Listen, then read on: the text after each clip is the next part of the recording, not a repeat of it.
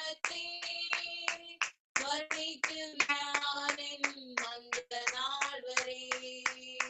കീർത്തിക്കും ഞാനവൻ സ്നേഹത്തെ വർണ്ണിക്കും ഞാനെൻ അന്ത്യനാൾ വരെ.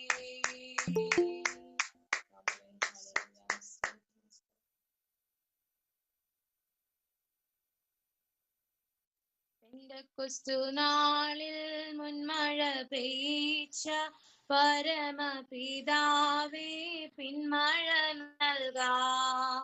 പെന്തക്കോസ്തുനാളിൽ മുൻമഴ പെയ്ച്ച പരമപിതാവേ പിന്മഴ നൽകാം.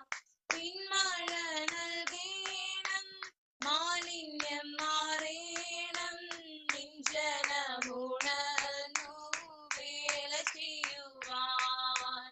പിന്മഴ നൽകേണം, മാലിന്യം മാറേണം, നിഞ്ജനമുണർന്നു വേല ചെയ്യുവാൻ. പെന്തക്കോസ്തുനാളിൽ മുൻമഴ പെയ്ച്ച പരമപിതാവേ പിന്മഴ നൽകാം. പെന്തക്കോസ്തുനാളിൽ മുൻമഴ പെയ്ച്ച പരമപിതാവേ പിന്മഴ നൽകാം. മുട്ടോളമല്ല അരയോളം പോരാ, വലിയൊരു ജീവനദിയൊഴുകാൻ. മുട്ടോളമല്ല അരയോളം പോരാ, വലിയൊരു ജീവനദിയൊഴുകാൻ.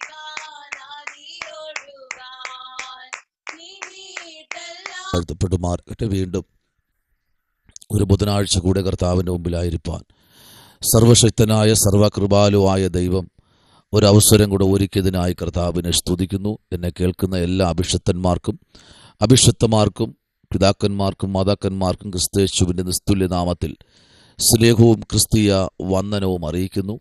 ദൈവം നിങ്ങളെല്ലാവരെയും ധാരാളമായി അനുഗ്രഹിക്കട്ടെ. ആമേൻ. സ്തോത്രം. കഴിഞ്ഞ ദിവസങ്ങളിലൊക്കെ കർത്താവ് നല്ലവനും വല്ലഭനും വാക്കു പറഞ്ഞാൽ മാറാത്ത ദൈവവുമായി നമ്മുടെ കൂടെ ഉണ്ടായിരുന്നല്ലോ.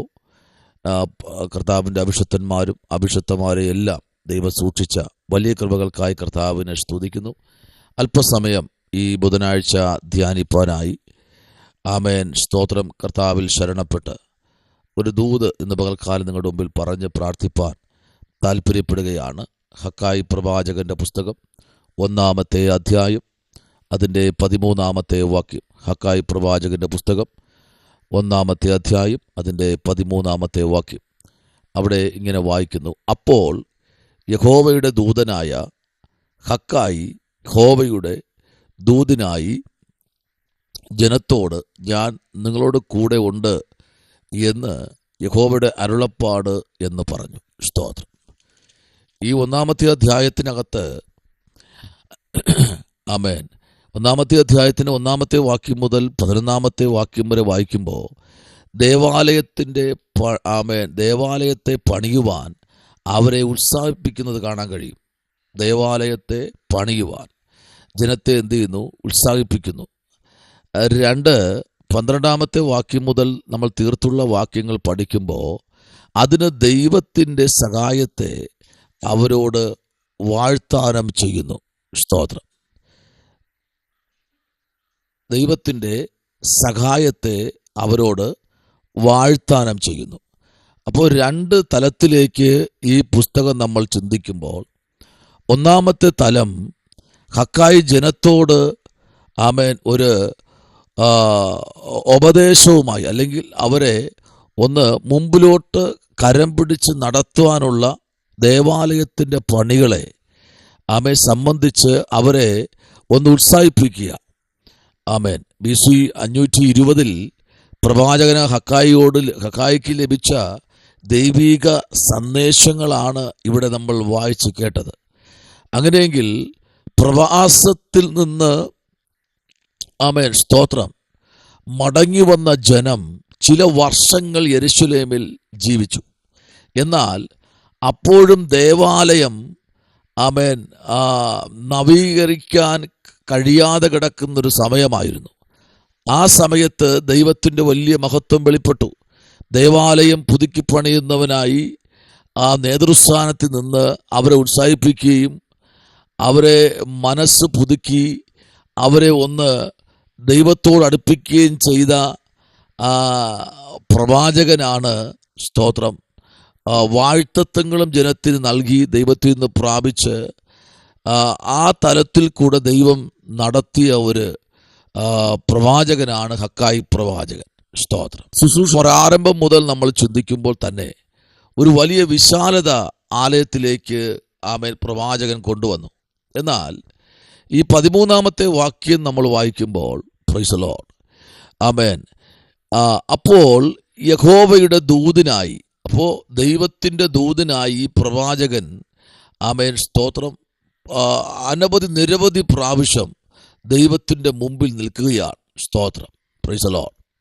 അപ്പോൾ നോക്കൂ, ഈ സമയത്ത് ദൈവത്തിൻ്റെ വലിയ സാന്നിധ്യവും സംരക്ഷണവും ആമേൻ ഈ പ്രവാചകന്റെ കൂടെ ഉണ്ടായിരുന്നു. എന്നെ ഈ കേൾക്കുന്ന പ്രഭാതത്തിൽ കേൾക്കുന്ന അഭിഷക്തന്മാരോടും അഭിഷക്തമാരോടും ദൈവത്തിൻ്റെ ആത്മാവ് വചനത്തിൽ കൂടെ പറയുന്നത് ഇങ്ങനെയാണ്: ആലയത്തിൻ്റെ ശൂന്യതകളെ കണ്ട് ഈ നാളുകളിൽ മുഴങ്കാലിരിക്കാൻ ആമേൻ തയ്യാറാണെങ്കിൽ അതിനെ പണിയാൻ ഒരു ഹഗ്ഗായി പ്രവാചകരെ ദൈവം എണീപ്പിക്കും. Praise the Lord.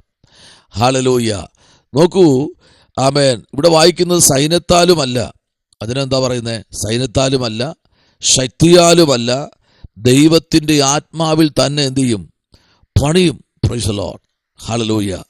എന്നാൽ ഈ 1-ാമത്തെ അധ്യായത്തിനകത്ത് പല ഭാഗത്തും ദൈവം ഹഗ്ഗായിയോട് ഇടപെടുവാൻ കഴിഞ്ഞു. സ്തോത്രം. ഒത്തിരി ഭാഗത്ത് ഹഗ്ഗായിയോട് ദൈവം ഇടപെടുകയാണ്. അപ്പോൾ നോക്കൂ, അതിൻ്റെ ആമേൻ 14-ാമത്തെ വാക്യത്തിലേക്ക് വരുമ്പോൾ ആമേൻ വളരെ ശക്തമായി തന്നോട് ഇടപെടുകയാണ്. സ്തോത്രം. ആമേൻ.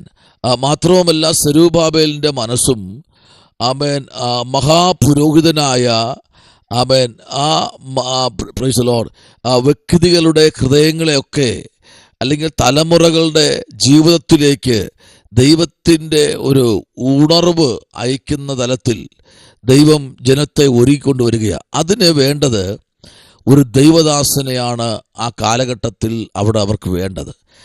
അതുപോലെ തന്നെ പ്രൈസ് ദി ലോർഡ് ഹഗ്ഗായിയെ ദൈവം ജനത്തിനു വേണ്ടി എണീപ്പിച്ചു. ഇന്ന് പകൽ ആമേൻ ഓരോ പ്രവാചകന്മാരെയും ദൈവം നിർത്തിയിരിക്കുന്നത് ദൈവം ആമേൻ അനർത്ഥം വരുത്തുമെന്ന് അറിയിക്കുന്നത് വന്ന ശേഷമല്ല. ആമേൻ. അതിന് കുറച്ച് ദിവസം മുൻപ് പ്രവാചകനോട് ദൈവത്തിൻ്റെ ആത്മാവ് അരുളി ചെയ്യും: ഞാൻ ദേശത്ത് എൻ്റെ പ്രവൃത്തി അയക്കും, ഞാൻ ദേശത്ത് ആമേൻ എൻ്റെ നീതിയുള്ള കരം വെളിപ്പെടും, ഇത്യാദി കാര്യങ്ങളൊക്കെ പ്രവാചകന്മാർ മുഖാന്തരം ദൈവം അറിയിക്കും.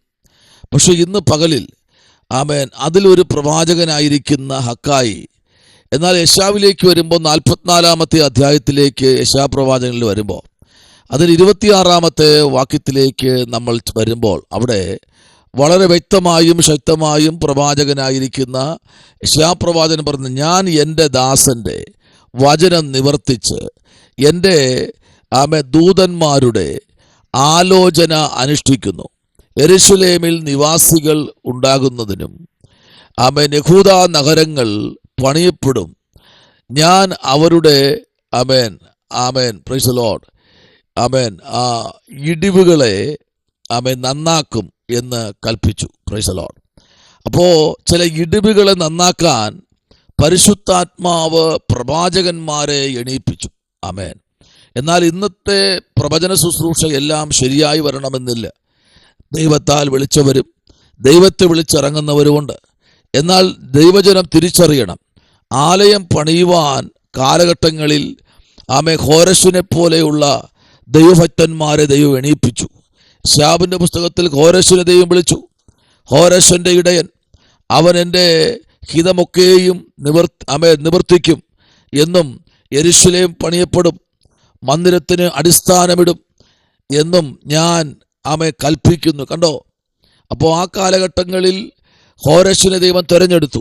എന്നാൽ ഇന്ന് പകലിൽ ആലയം പണിയാൻ സ്തോത്രം. നമ്മൾ പറയാറില്ലേ, ചില പാസ്റ്റർമാരൊക്കെ സ്ഥലം മാറി വരുമ്പോൾ ഈ പാസ്റ്റർ നല്ല കഴിവുള്ള ആളാണ്, അദ്ദേഹത്തിന് നല്ല കഴിവുണ്ട്, അദ്ദേഹം കൊണ്ട് ആലയങ്ങളെല്ലാം പണിയുന്നത്. ആമേൻ. എൻ്റെ പ്രിയരെ, അദ്ദേഹത്തിൻ്റെ കഴിവല്ലത്. അദ്ദേഹം ദൈവവുമായിട്ട് ഇടിവിൽ നിന്ന് പ്രാർത്ഥിക്കുമ്പോൾ ദൈവം അദ്ദേഹത്തിന് കൊടുക്കുന്ന വെളിപ്പാടാണ് ആലയം പണി. എല്ലാവർക്കും ആ വെളിപ്പാടില്ല കേട്ടോ. വേദപുസ്തകത്തിൽ ദാവീദ് ആഗ്രഹിച്ചെങ്കിലും ശലോമോനെ കൊണ്ട് ആലയം പണിയിച്ച്. ശ്രദ്ധിക്കണം. അപ്പോൾ എല്ലാവരെ കൊണ്ടും ആലയം പണിയാനുള്ള നിയോഗമില്ല. നിയോഗമുള്ളവരെ കർത്താവ് കാലഘട്ടങ്ങൾക്കപ്പുറം എണീപ്പിക്കും. ഹോരേശിനെ പോലെ എണീപ്പിച്ച് കർത്താവ് കാര്യങ്ങൾ ചെയ്യും. അപ്പോൾ അതുകൊണ്ട് ദൈവസന്നിധിയിൽ പ്രാർത്ഥിക്കുക, മുഴങ്കാലിലിരിക്കുക. അപ്പോഴാ കർത്താവ് ചില പ്രവാചകന്മാരെ എണീപ്പിക്കുന്നത്. അങ്ങനെയെങ്കിൽ ഇന്ന് പകലിൽ സ്തോത്രം, മലാക്കി പ്രവാചകന്റെ പുസ്തകം 1-ാമത്തെ അധ്യായത്തിന് 1-2 വാക്യങ്ങൾ നമ്മൾ പഠിക്കുമ്പോൾ ആമേൻ, അതിനകത്ത് ദൈവത്തിൻ്റെ ആത്മാവ് ശക്തമായി മലാക്കി പ്രവാചകനോട് സംസാരിക്കുന്നു. എന്നാൽ 2-7 വാക്യവും 3-1 എന്നാൽ നോക്കൂ, ഹക്കായിയുടെ പുസ്തകം തന്നെ 2-ാമത്തെ അധ്യായത്തിൻ്റെ 4-ാമത്തെ വാക്യം പറയുന്നു, ഇപ്പോഴോ സെരൂബാബേലേ ധൈര്യപ്പെടുക, ഇന്ന് യഹോവയുടെ അരുളപ്പാട് മഹാപുരോഹിതനായ ആമേൻ സ്തോത്രം. നോക്കൂ, ദൈവത്തിൻ്റെ വലിയ പ്രവൃത്തി സെരൂബാബേലിനെ ദൈവത്തിൻ്റെ ആത്മാവ് സമാധാനപ്പെടുത്തുകയാണ്. ആമേൻ. നമുക്കറിയാം, സെരൂബാബേലിന്റെ മുമ്പിൽ നിൽക്കുന്ന മഹാപർവ്വതമേ നീ നീ സമഭൂമിയായി തീരുമെന്നൊക്കെ വചനത്തിലുണ്ട്. അപ്പോൾ എക്കാലത്തും പണിയാൻ എണീക്കുന്ന പ്രവാചകന്മാരുടെ പുരോഹിതന്മാരുടെ നടുവിൽ ആമേൻ പർവ്വതസമമായ പ്രശ്നങ്ങളും പ്രതികൂലങ്ങളും ഉയർന്നിട്ടുണ്ട്. അവിടെയെല്ലാം ദൈവം അവരെ നിർത്തിയിട്ടുമുണ്ട്. അങ്ങനെയെങ്കിൽ ഇടിവുകളെ പണിയുവാൻ, കുറവുകളെ പണിയുവാൻ ഈ കാലഘട്ടത്തിൽ ഈ ബുധനാഴ്ച ചില പ്രവാചകന്മാരെ ദൈവം എണീപ്പിക്കട്ടെ. Price the Lord. കർത്താവ് ഈ ദിവസങ്ങളിൽ ദൈവസഭയെ അനുഗ്രഹിക്കട്ടെ. അപ്പോൾ യഹോവയുടെ ദൂതനായി ഹക്കായി, യഹോവയുടെ ദൂതനായി ആമേ സ്തോത്രം, ജനത്തോട് ഞാൻ ആമേ നിങ്ങളുടെ കൂടെ ഉണ്ട് എന്ന് യഹോവയുടെ അരുളപ്പാട് എന്ന് പറഞ്ഞു. സ്തോത്രം. അപ്പോൾ യഹോവയുടെ അരുളപ്പാട് ദൈവമയുടെ ആമേൻ ഹക്കായിക്കുള്ള അറിയിക്കുകയാണ്. നമ്മുടെ കണ്ണുകളടയ്ക്കാം, പ്രാർത്ഥിക്കാം. പരിശുദ്ധനായ ദൈവമേ, സ്വർഗ്ഗീയ നല്ല പിതാവേ, അനുഗ്രഹിക്കപ്പെട്ട നല്ല പ്രഭാതവേളയ്ക്കായി സ്തോത്രം. ദൈവജനത്തെ അനുഗ്രഹിച്ചാട്ട്, കർത്താവിന് കൃപയിൽ പൊതിഞ്ഞാട്ട്, കർത്താവ് അത്ഭുതം ചെയ്യണം. പ്രാർത്ഥന കേട്ടിരിക്കാൻ നന്ദി. യേശുവിൻ അൻപുള്ള നാമത്തിൽ തന്നെ ആമേൻ. God bless you. ദൈവം നിങ്ങളെ ധാരാളമായി അനുഗ്രഹിക്കട്ടെ.